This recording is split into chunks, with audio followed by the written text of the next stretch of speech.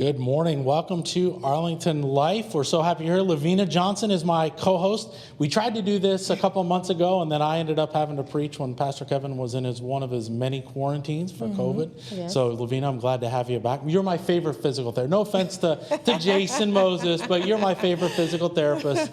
I've had some back issues, and Lovina's done, I call her magic hands. Probably should not put out that, should not put out there, but Lovina does a great job. She's a physical Well, thank you for therapist. that shout out. So, but it's good to be here this morning. Yeah, glad to have you. So we just came back. It's great to be back. We just came back from a 2-week trip up north to see family for the first time since December of 19. And you've spent some time up north, even though you're from here. You did undergrad at Howard University. Well, undergrad at Oakwood University. Right. I went to Howard for my physical therapy degree. So you've done the D.C. Yes. thing. Lived in Maryland for many, many years after that. And your beautiful daughter's up there going to the University of Maryland in College Park. Gone back to her roots, I might say. She was born in Bethesda. That's right. She wanted to get back to that county, and she's working, on her degree at the University of Maryland. So it's always we went to college up there. But one of the things that you may have heard about on the news is there is infestation, I'm trying to think of the right word, of cicadas. Now, I know we have cicadas around here, but up north, there is Brood X or Brood 10. I've never figured out which one it is. They come out. Brood 10, I think. Is it Brood 10? Mm-hmm. They come out every 17 years. So the last time was in 2004, and boy, do they come out. I mean, we're talking trillions of cicadas that are all over the place just in that small part of the Northeast. When we were, and my family's in Johnstown, there was not a cicada to be found. But we got down into the Washington, D.C. area, and then even into Virginia. Everywhere. They are everywhere. And they can't see very well, so that's part of the problem. They fly right into you. And Yes. they sting. It's not a sting like a bee sting, but it just hits you. Yeah, because they've got an exoskeleton. Almost caused some accidents. Yeah, it's true. So we have if you don't know what I'm talking about, we have a picture of a cicada. Not a really good-looking animal. The red eyes. The red eyes. Yeah, just kind of freaky. With yeah, the red and eyes. you're right. They are flying all over the place. But the worst part is not only are you walking on them on the sidewalk after they die, but the sound is almost deafening. So I took a quick video of just the little bit of woods near my mother-in-law's, and you get a chance to hear what sound is. It's something awful. I've had some friends who almost left their children in their cars running from the cicadas.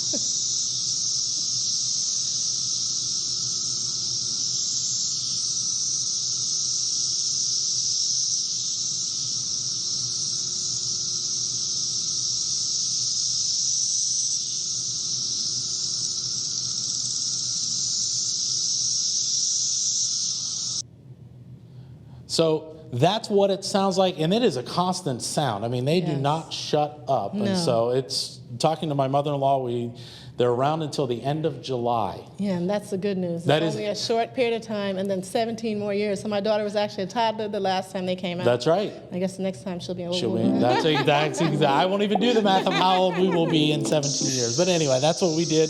But it's always good to be back in North Texas. So just want to hit a couple of quick announcements. We've got the men's Bible study. For those of you who don't know, we have a men's virtual Bible study that happens every Thursday. We do little modules, so about 6, 8, 10 weeks at a time. Then we take a little bit of a break, but it's all on Zoom. We were doing Zoom before it was cool. And so if you're interested in joining a men's Bible study from the comfort of your own home, go online to arlingtonadventist.com, click on the newsletter, Arlington Life Online. Check your inbox for Arlington Life Online. There's a sign-up sheet there. I'll be sending out the email on Monday, but we're looking at The Chosen. We're going to use that as the basis, which is a series on the life of Christ. Have you seen The Chosen? No. It is a very good, probably one of the best depictions of Jesus that I've ever seen. And so we're going to use that. So go to Arlington Life Online for that. Greeters. We're looking for warm smiles. If you know that you have the spirit of hospitality and you're able to greet the people coming in and make them feel warm and welcome, we would definitely love to have you. And you'll be needed to come in the morning, and maybe if you're interested, contact Deborah Groves, and we can tell you how to get in contact with her. It's nice to start to get people back in church and see everybody, so we're starting to kick up the greeters. And so and sometimes people have questions, and visitors, I've seen the greeters there at the desk. And so it's just nice to see a friendly face when you come come in on Sabbath It's morning. almost every week we're getting more people coming back, Yes. whether it be visitors or members. I saw some folks this morning I hadn't seen in a while. Yes. And so it's good to see people coming back. It's good to see the parking lot full. It is. It's true. It's true. No traffic jam getting out just yet, but we're getting there. Vacation Bible School, for those of you who missed registration, there is a wait list. Again, a link to that is online at arlingtonadventist.com, newsletter, or again, Arlington Life Online. Just as we've been saying for many, many weeks now, look for the newsletter coming out every Thursday.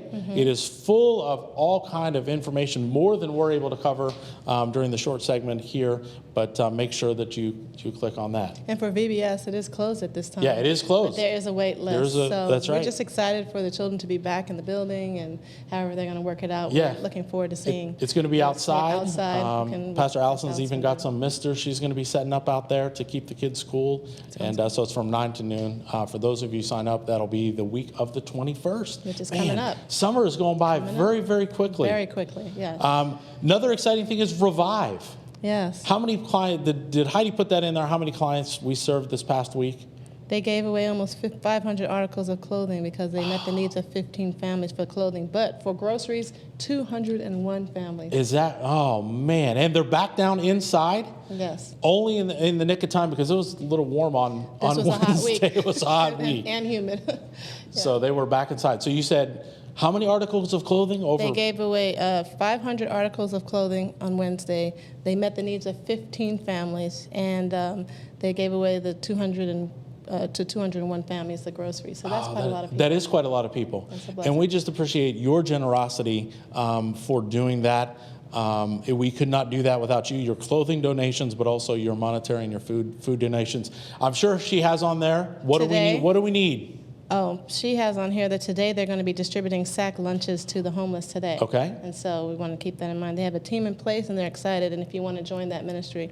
But the needs for Revive are rice, beans, and diapers. Seems to be the same three things. Rice, beans, and diapers. Yes, and then Revive Restored is looking for linens and beddings. And that's good to know because actually I have some sets that I haven't even opened, so I'll just bring those down to the church. Yeah. Yes. Mm-hmm. That's what we need, is just all of you to step up and to be able to help again to support the community service. The need's not going away anytime soon. We thought, hey, maybe once we reopen a little bit and people start to get back to work, but again, we're seeing over 200 people being served. Though. It is a blessing. It's a blessing. That also means that the word is getting out. It is. That people are calling other people and saying, hey, the Arlington Church is serving, let's go down there. And so we have an opportunity for witness. You're exactly right. Jesus always met the needs of people first. And if you look online, in the newsletter, we have a picture of downstairs. Downstairs looks fantastic. Oh, I can't wait to see it. We're going to be having an open house, I think it's in August, to just open it up to the church and to the community once we get a few more things downstairs. But this is going to be a place where we get to be the hands and feet of Jesus. And it's amazing we're able to do that. So thank you for your generosity for that. Lavina, our time goes by too quickly. It's Pastor Kevin preaching too long. That's what it is. He needs to give us more time. But we'll get you to interview here in a little while down the road. And so we're excited to have Craig Hindle. He'll be here in a minute. But we're going to show a video that I thought was very funny, but also very kind of sobering when it talks about our lives on Facebook and how that differs with our lives in person. So we'll play that video and we'll get ready to chat with Craig Hindle.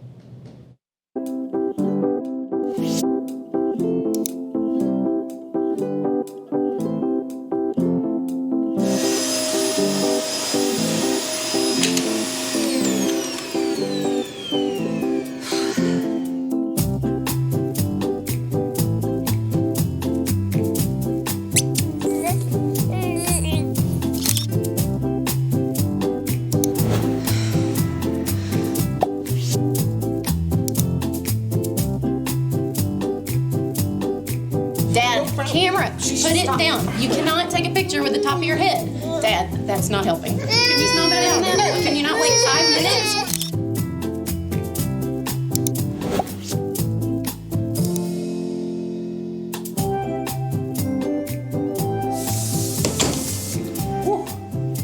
Oh, hey, if you're going in there, you're gonna want that. Love you.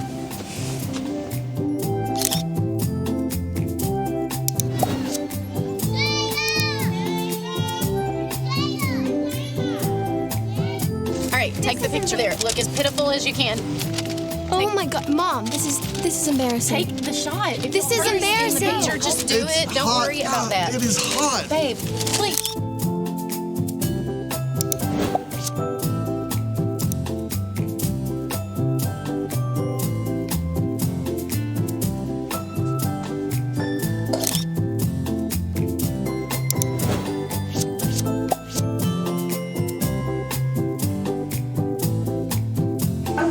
Pizza. We're not having pizza. I'll give you ice cream if you try it. It doesn't matter if it's. Well, you don't even know. You haven't tried. Well, it does. You'll see. Okay, so. Malden, clean the house down. Thank you, Kayla. Well, we want pizza. Well, we're not having pizza. We'll get these. Well, All right. Well, thank you for joining us for Arlington Life, and I'm excited to have Craig Hindle here.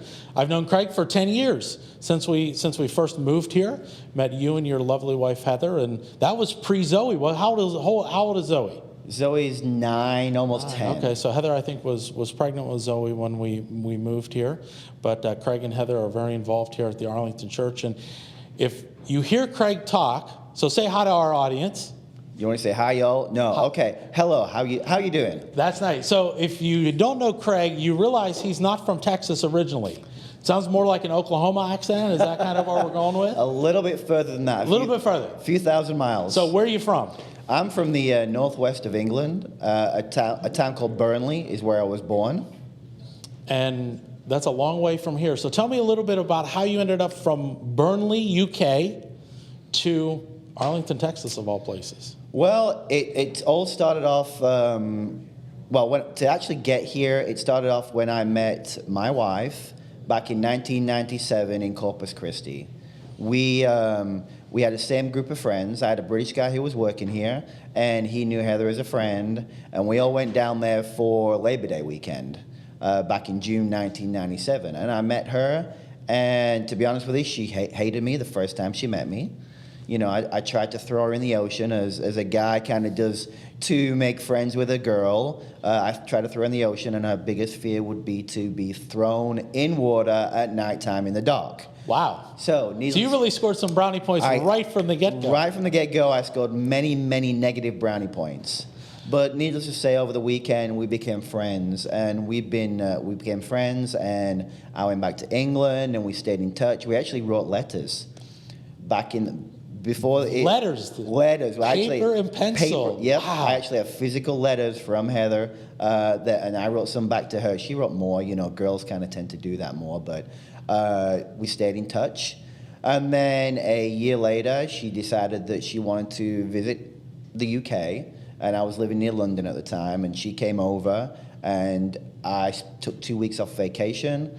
And I kind of showed her around all the romantic spots of England. Wow, so look at you know, she came over as a friend, but guys, we kind of like the ladies, so a little bit more.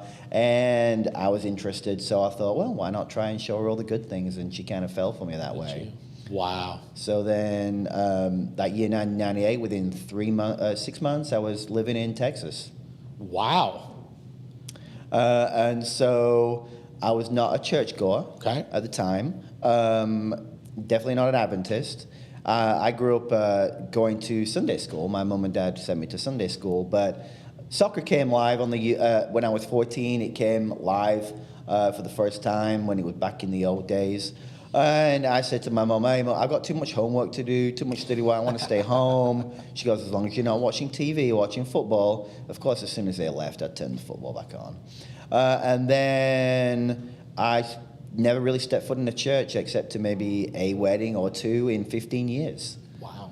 And then when I came over here, it was a whole different culture. You know, we are in the Bible Belt, let's say. That's right. Churches on every corner. And so, but I still really wasn't interested. I would go to Fort Worth first with Heather, but it really didn't interest me at all. And then in 2004, so we've been together for 5-6 years by then, she actually left for Korea right after we got married and taught for a year in South Korea.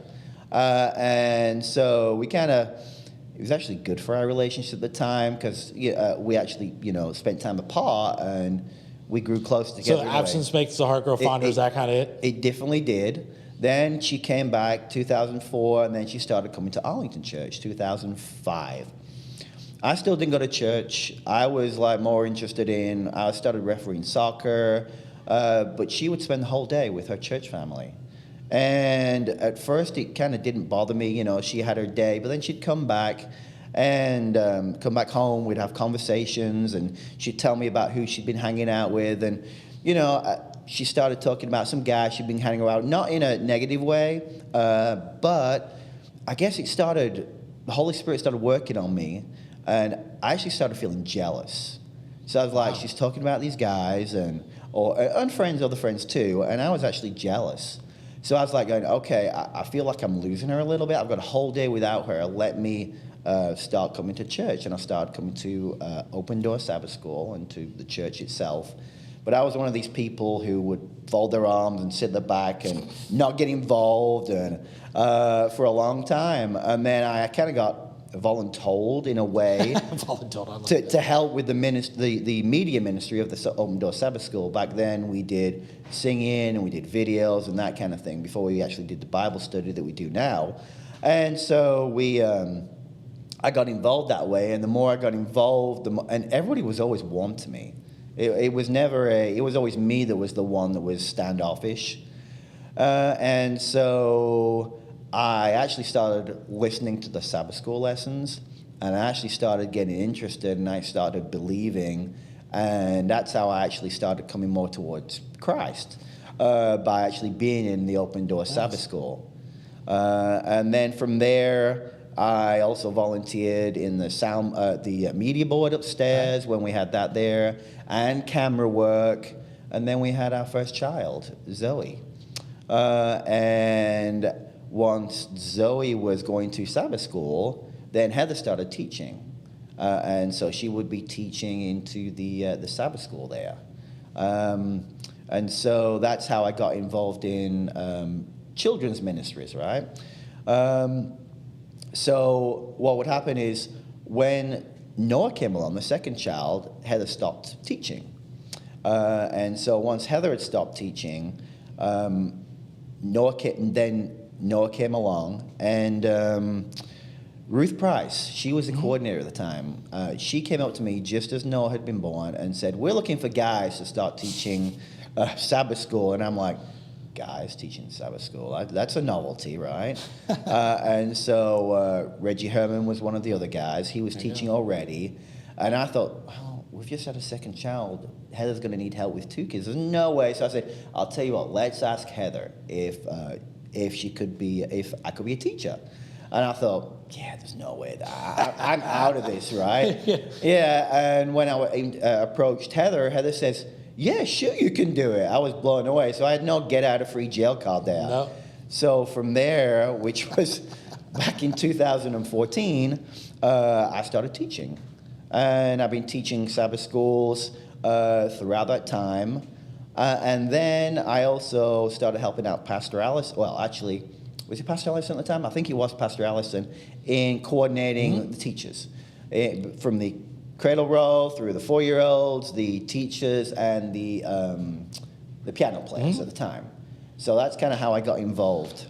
You know, it's funny. Craig is a part of an alumni of Joshua's Men, and we'll talk one of these weeks. We'll talk a little bit more about Joshua's Men, but it's part of our men's leadership that we do here at the church. And I still remember we talked about what is our mission in life, and you coming to that conclusion that God was calling you to not only just teach kids, but also to now step into that coordinator role. And it's funny to see how God has worked in your life, not only to bring you here, but also then to get you involved with children's ministry. And I take it that you enjoy teaching. It's not something that you wake up in the morning on Sabbath morning and go, "Oh man, I got to go teach." Did you actually enjoy doing it? No, I enjoy it. And I don't do as much teaching as I did, usually to fill a role when we need it. But I partnered with Jason Moses. So when we did my second favorite physical therapist, by the way. Yes, I've got to get him to work on me too a little bit.